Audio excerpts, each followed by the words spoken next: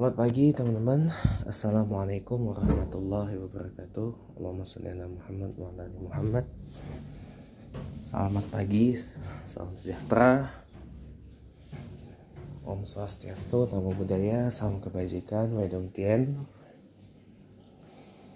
Rahayu untuk Indonesia kita tercinta. Ya, pagi ini sebenarnya saya pengen ngelanjutin dikit lagi apa yang saya bahas semalam berkenaan dengan curhatan hati saya yang terdalam. Itu ketika semalam itu saya kaget juga gitu loh. Lagi-lagi masalahnya tentang Mushola Al-Ikhlas Polsek Pesanggerahan Jaksel ya, dimana presidennya itu biasanya tuh gini ya teman-teman. Wih, subhanallah, masya Allah, bulannya bisa kita lihat cerah banget, jelas bulan purnama malam ini ya. Bulan purnama dan kelihatan awannya tuh, waduh, masya Allah, subhanallah ya, hebat. Nah,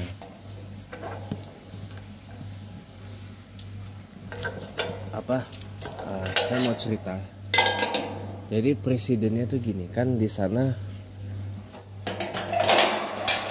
ada imamnya kan, ada imam dalam tanda kutip, tetap lah gitu kan, tiap maghrib dan isya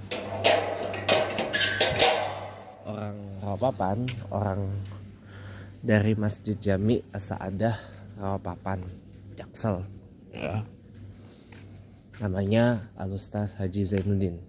Nah, itu biasanya yang imam di situ kan.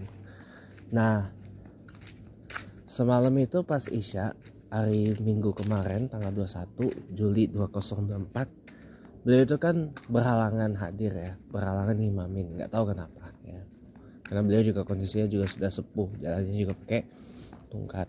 Nah, teman saya yang tiap hari di sana, tiap hari saya ketemu, karena kan saya azan di sana kan, tiap maghrib dan isya. Dulu dari zuhur, pernah juga dari subuh, tapi sekarang udah nggak lagi. Dari subuh, zuhur, asar itu udah orang dalam polseknya aja lah. Nah, jadi saya kembali lagi ke setelan awal, maghrib isya aja. Nah, semalam itu saya cukup tergetar, cukup kaget juga gitu. Saya kayak dipukul dari belakang gitu. Saya kayak dijatuhin dari atas balkon itu tuh. Nih dari atas balkon yang di rumah itu tuh. Ya. Buat kaget saya. Temen saya, sebut aja yang jaga warung di sana, Adi namanya. Saya manggilnya Mang Adi ya, kan orang Sunda. Nah,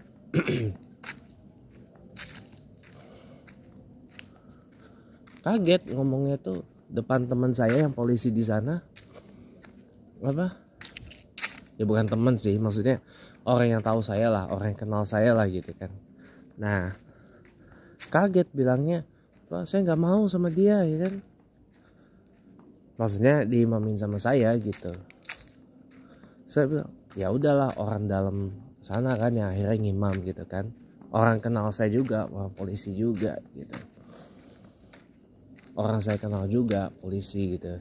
Saya bilang, "Wow, ini ada apa ini? Kok saya nggak dibolehin ngimam lagi di situ?" Ya alasannya nggak tahu kenapa gitu loh. Apakah gara-gara ketika muncul polemik dan kontroversi ketika Majelis Ulama Indonesia memfatwakan haram gitu ya bagi umat Islam Indonesia untuk mengucapkan salam antar agama dan juga mengucapkan selamat hari raya kepada umat yang beragama di luar Islam itu. Lantas saya tidak setuju, saya tentang, saya lawan, dan saya masih udahlah nggak apa-apa, biarin aja gitu loh. Umat Islam mengucapkan salam antar agama kepada orang yang bukan Islam, dan mengucapkan selamat hari raya kepada orang yang bukan Islam, termasuk hari Natal gitu kan. dalam konteks kemanusiaan, dalam konteks muamalah gitu kan, dalam konteks menjaga persaudaraan ya, dalam rangka merawat ukhuwah watoniyah gitu kan. Nah kalau cuman gara-gara itu doang lantas saya nggak dibolehin ngimam lagi di musola Al-Ikhlas Polsek Pesanggeran itu oleh, taruhlah misalkan oleh Pak Suharyanto lah, polisi yang senior di sana. Lantas dikasih tahu ke Mang Adi habis beliau pulang dari kampungnya di Kuningan kayak gitu. Lantas kemudian beliau bilang nggak mau diimamin sama saya kan. Saya bilang waduh ini udahlah gitu kan, katanya ya wes berarti saya udah nggak dibutuhin lagi gitu ya. Makanya saya bilang wah bisa nih kembali lagi tarawih isya keliling nih gitu. Benar saya kepikiran gitu. Kayaknya nggak dibutuhin nih saya nih. Udah kan. Gitu. Artinya saya cuman dibutuhin kalau azan doang gitu. Kalau azan doang dibutuhin ya. Kalau ngimam kayaknya nggak deh, orang dalam aja gitu. Gitu mungkin kalau pandangan saya ya. Maaf kalau ini asumsi full subjektif gitu. Jadi gini loh ya,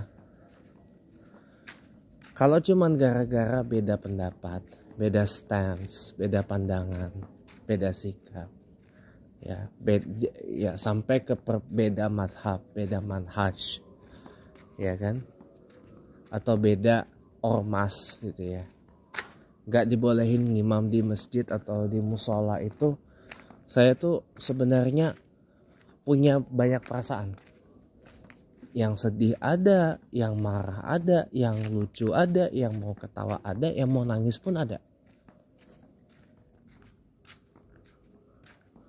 Ya, benar serius saya. Ada semua. Ya apa sih gitu loh, kalau cuman gara-gara perbedaan itu doang lantas jadi nggak ngebolehin gitu orang untuk ngimam, padahal kan syaratnya bukan yang begitu-gitu. Syarat untuk ngimam sholat itu kan yang pertama laki-laki, yang kedua beragama Islam, yang ketiga ya sudah akil balik paling enggak ya.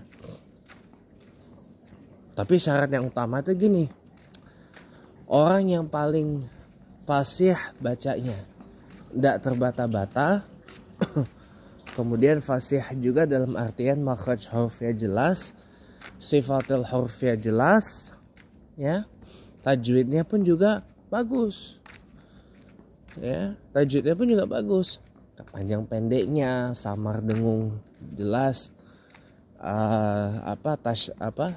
tebal tipisnya dan tasydidnya dan sebagainya itu juga harus jelas.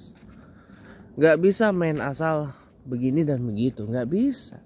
Cuman gara-gara dia orang dalam, orang setempat, warga setempat, tuan rumah dan lebih tua ini dan itu dan sebagainya gitu loh. Itu bukan persyaratan utama. Persyaratan utamanya itu yang tadi saya sebut itu. Dan orang yang paling bagus bacaannya, ditambah lagi orang yang paham, yang ngerti gitu ya, yang menguasai Al-Quranul Karim. Paling tidak gini, yang hafal banyak surah dan ayat dalam Quran. Syukur-syukur bisa hafal seisi Quran yang berisi 30 juz, 6.000-an ayat lebih dan 114 surah atau surat gitu ya. Sampai sini paham ya teman-teman ya? Sampai sini paham ya? Itu syarat utamanya. Ditambah lagi apa? Dia orang yang bisa, yang alim, yang punya ilmu, yang mengerti, menguasai dan memahami ilmu-ilmu fikih Islam, ilmu fikih di dalam Islam, dan bisa menjauhi dan bisa paling tidak menghindari hingga menjauhi perkara-perkara yang sifatnya syubhat. Apa itu syubhat Pak James? Samar-samar. Jadi itu ya, mudah-mudahan bisa dimengerti, mudah-mudahan bisa dipahami gitu ya. Itu bukan syarat utama. Ya itu syarat-syarat utama tadi. Selain yang tentu saja laki-laki beragama Islam berakal, kalau sholatnya yang laki makmumnya ada laki-lakinya, karena nggak boleh lah perempuan mengimami laki-laki, itu nggak boleh. Perempuan ngimam sholat hanya untuk kaum perempuan aja. Paham ya teman-teman ya. Jadi mudah-mudahan bisa sedikit mencerahkan ya, bisa mudah-mudahan ini juga saya bisa plong gitu ya. Ya makanya gitu, jadi jangan hanya karena masalah perbedaan ini dan itu, karena alasan ini dan itu, tapi syarat utama ngimam sholat itu terabaikan. Itu menurut saya harus dibuang jauh-jauh yang kayak gitu tuh ya. Intinya pesan saya satu, jangan sentimen jadi orang. Itu aja. Terima kasih teman-teman. Hadza min fadli Rabbi. Mohon maaf kalau ada yang kurang berkenan. Walafu minkum wallahumma fiq lakum fitarik.